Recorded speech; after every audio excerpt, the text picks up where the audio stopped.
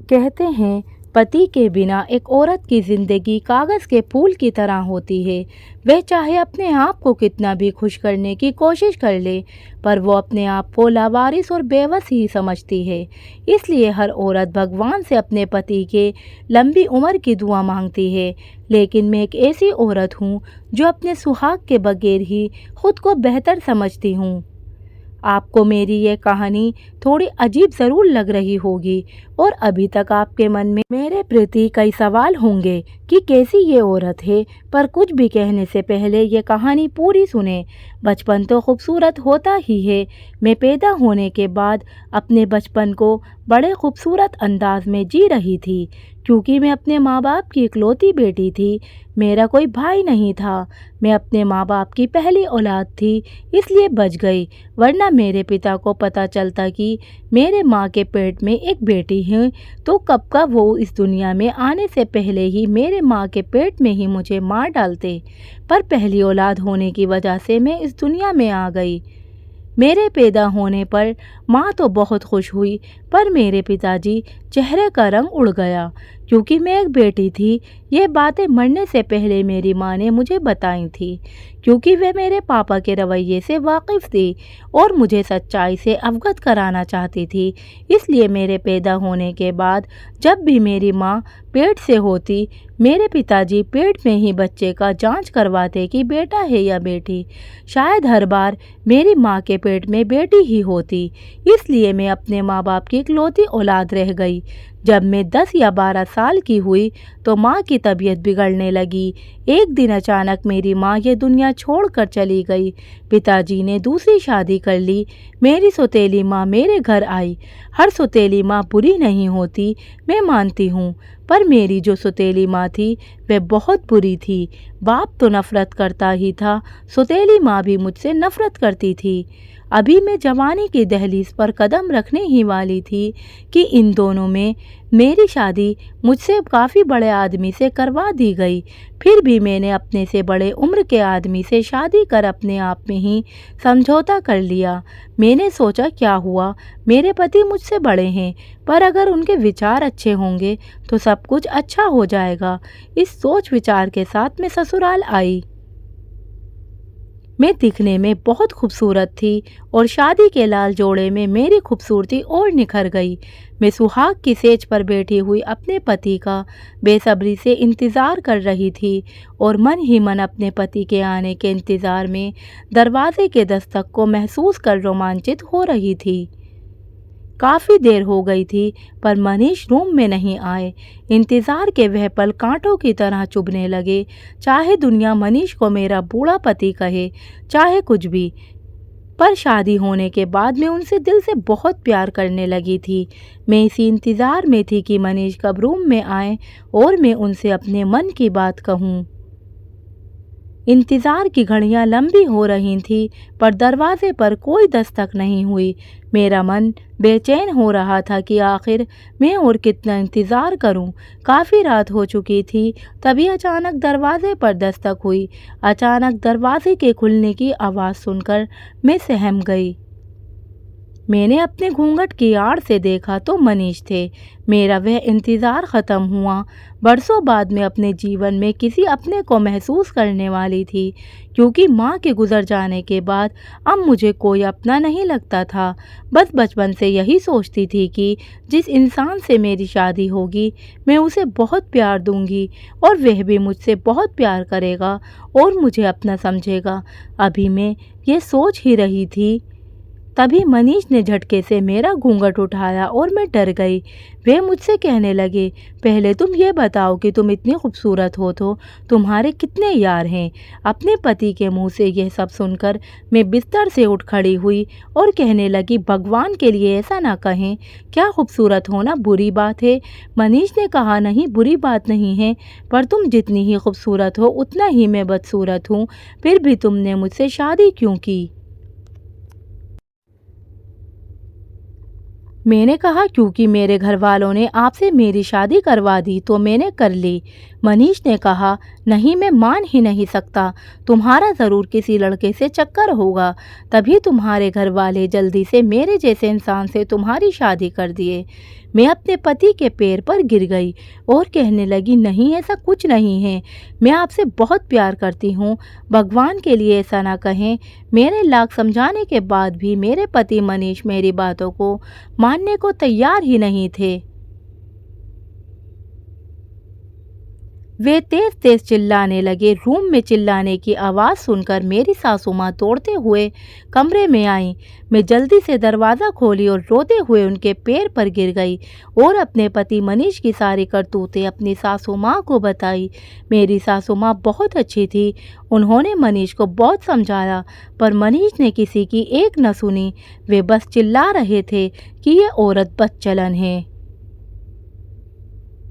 दरअसल मनीष एक नशेड़ी किस्म के आदमी थे और नशेड़ी लोगों के बीच उनकी संगति थी।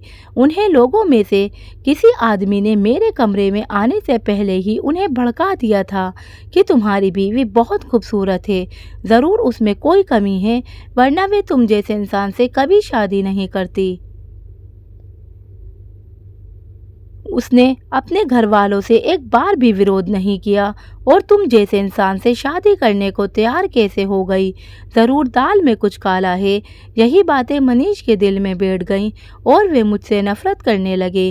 वे सुहागरात तो किसी तरह बीती, पर अगली हर रात मनीष शराब पी कर आते।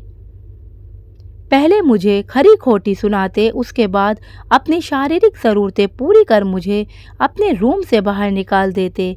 मैं हर रात इस पीड़ा को बर्दाश्त करती। कभी कभी मन में आता, ऐसी ज़िंदगी से तो अच्छा है या तो मैं मर जाऊं या मनीष। मेरे दिन कुछ इसी तरह गुजर रहे थे। एक दिन मुझे पता चला कि मैं माँ बनने वाली हूँ। माँ बनने की खबर सुनकर मेरे चेहरे के रंग उड़ गए, क्योंकि मनीष जैसे पिता की छाँव में मैं अपने बच्चे को जन्म दूं, उसकी ज़िंदगी खराब नहीं करना चाहती थी। मैंने अपने सासू माँ से इस बच्चे के अबॉर्शन के बारे में बात की। मेरी सासू माँ ने अबॉर्शन करवाने से मना कर दिया, पर मैं मानने को तैयार नहीं थी, इसलिए मैं अकेले ही हॉस्पिटल चली गई। हॉस्पिटल जाने के बाद डॉक्टर ने अबॉर्शन करने से साफ मना कर दिया, क्योंकि बच्चा मेरे पेट में 4 महीने से ज़्यादा का हो गया था और मेरी जान को खतरा था। यह सुनकर मैं बहुत रोई, क्योंकि मुझे ये बच्चा इस दुनिया में नहीं लाना था, पर शायद नियति को कुछ और ही मंजूर था। हॉस्पिटल से आते वक्त रास्ते में मेरी मुलाकात एक ऐसे शख्स से हुई जिसे देखने के साथ ही मानो मेरी दुनिया ही बदल गई। बरसों बाद रवि को देखते ही मेरे चेहरे का रंग खिल गया। यह रवि कोई और नहीं था, यह मेरे क्लास में पढ़ने वाला मेरा बचपन का दोस्त था। मैं और रवि दोनों एक ही क्लास में पढ़ते थे। उसी टाइम इन दोनों की दोस्ती हुई थी। यह दोस्ती अभी प्यार में बदलने ही वाली थी कि मेरी सौतेली माँ और मेरे पिता ने मेरी शादी करवा दी। मेरी और रवि की नज़रें जब आपस में मिली तो हम दोनों एक दूसरे को कुछ वक्त देखते ही रह गए। रवि ने मुझसे कहा, सोनिया, सोनिया, तुम यहाँ क्या कर रही हो? सुना था तुम्हारी शादी हो गई है, तुम्हारे पति कहाँ हैं? वे साथ में क्यों नहीं आए? रवि के ये सवाल पूछते ही मेरी आंखें डबडबा गईं। मेरी आंखों से आंसू अपने आप छलकने लगे। रवि ने अपने हाथों से मेरे आंसू पोंछे और कहा, सोनिया, तुम रो क्यों रही हो? क्या बात है, बताओ। अच्छा चलो, हम कहीं बैठकर बातें करते हैं। मुझे भी अपने दिल की बात किसी से बतानी ही थी, इसलिए मैं रवि के साथ एक छोटे से होटल में चाय पीने के बहाने चली गई। मैंने रवि से अपनी पूरी आपबीती बताई। मेरे बारे में रवि ने जब सुना तो वह तो सन्न रह गया। उसने कहा, सोनिया, तुम क्लास की सबसे खूबसूरत लड़की थी और मैं तुम्हें पसंद भी करता था, पर अचानक तुम कहाँ गायब हो गई? मैंने कई लोगों से तुम्हारे बारे में पूछा तो कुछ लोगों ने बताया कि तुम्हारी शादी हो गई है। तुम्हारी शादी की खबर सुनकर मेरे सारे अरमान चकनाचूर हो गए। मैं बहुत टूट सा गया था और मेरा पढ़ाई में मन भी नहीं लग रहा था, इसलिए मैं विदेश चला गया। अभी कुछ ही दिन पहले विदेश से अपने गांव को लौटा हूँ। पर सोनिया, तुम्हारे साथ इतना सब कुछ हो गया, तुम कैसे बर्दाश्त कर रही हो? मैंने कहा, क्या करूँ, ये सब बर्दाश्त करना अब मेरी मजबूरी हो गई है। अच्छा रवि, अब मुझे लेट हो रहा है, मैं घर चलती हूँ। रवि ने मुझसे पूछा, अच्छा सोनिया, तुम्हारा घर कहाँ है? तुम रहती कहाँ पर हो? मैंने रवि से कहा, जाने दो रवि, जानकर करोगे क्या? अगर कभी भूले भटके तुम मेरे घर आ गए तो मेरे पति को तो जानते ही हो, वे बेवजह मुझ पर शक करते हैं और तुम्हें देखने के बाद तो उनका शक यकीन में बदल जाएगा, इसलिए जाने दो, अब मैं जा रही हूँ। रवि ने कहा, रुक जाओ सोनिया, मैं तुमसे वादा करता हूँ मैं कभी नहीं आऊँगा, पर फिर भी बता दो कि तुम रहती कहाँ पर हो। मैंने रवि को अपने ससुराल के गांव का नाम बताया। मेरे गांव का नाम सुनते ही रवि चौंक कर बोला, क्या तुम्हारी शादी मेरे गांव में हुई है? अच्छा, तो तुम्हारी शादी उसी मनीष से हुई है जो शराब पीकर सड़क पर लेटा हुआ मिलता है।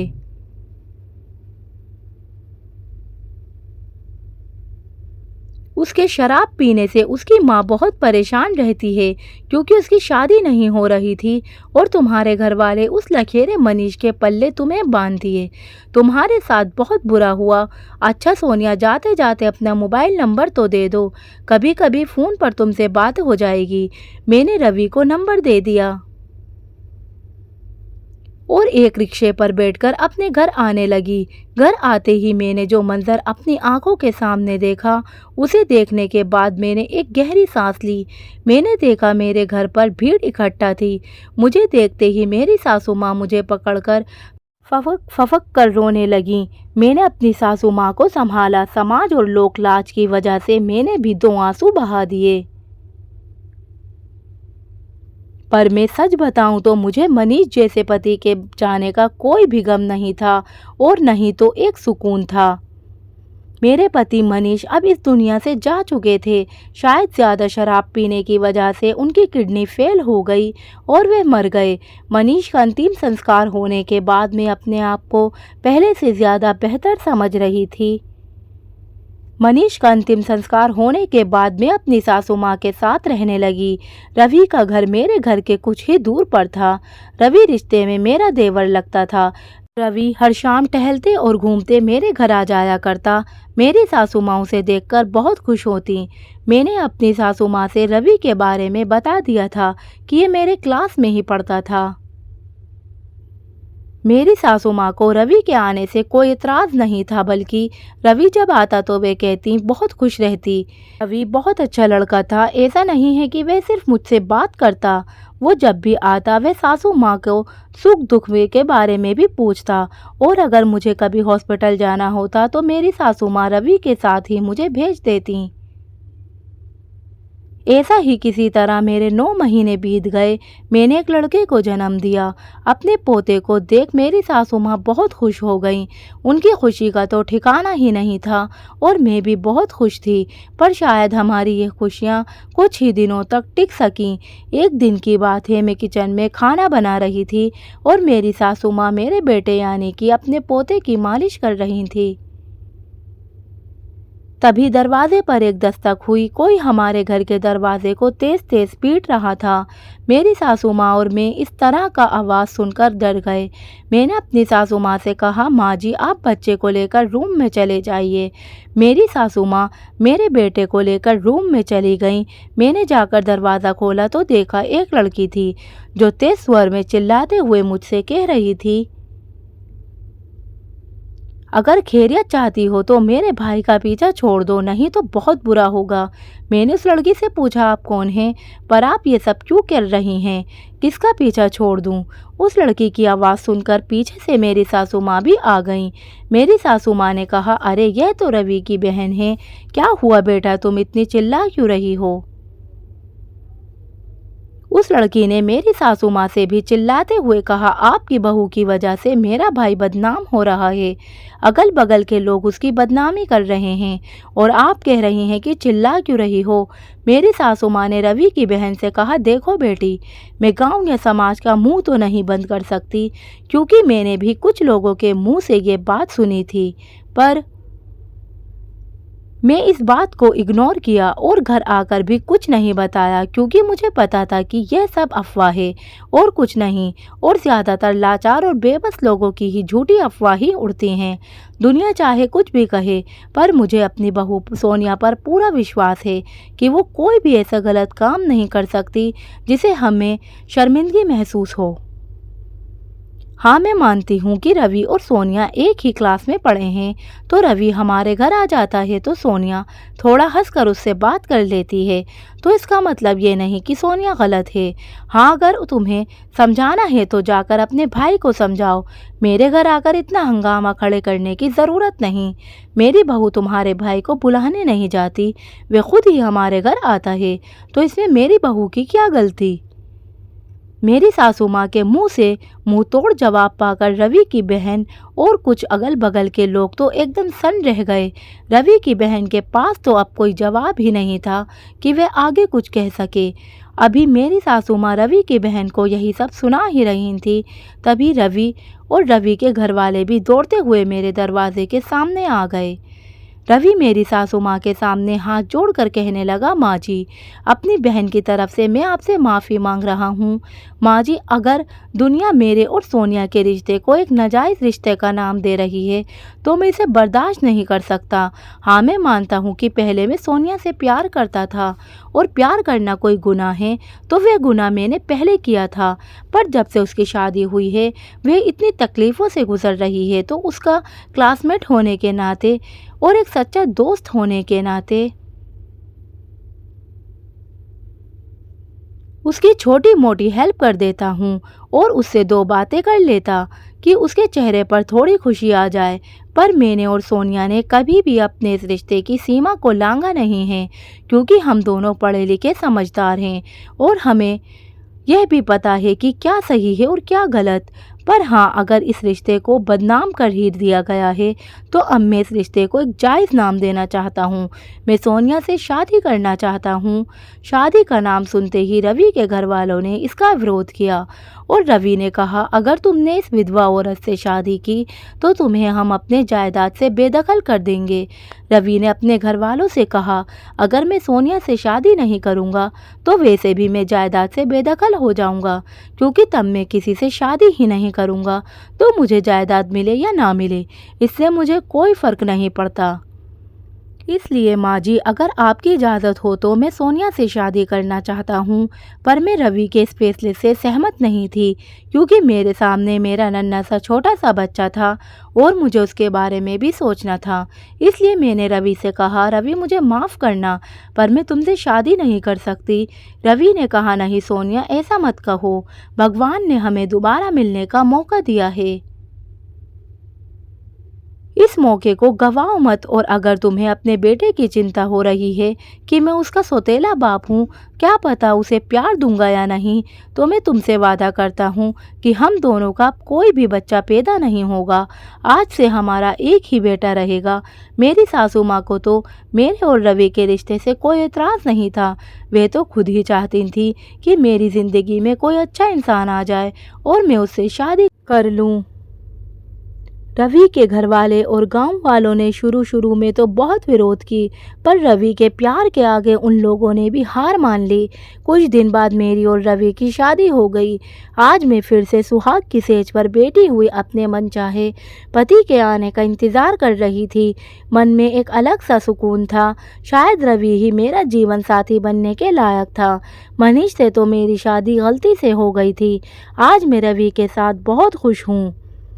मेरी सासू माँ भी हम दोनों के साथ ही रहती हैं, क्योंकि मेरे सिवा उनका इस दुनिया में भी कौन था और ज़िंदगी जीने का असली मज़ा क्या होता है, रवि के साथ शादी करने के बाद ही पता चला।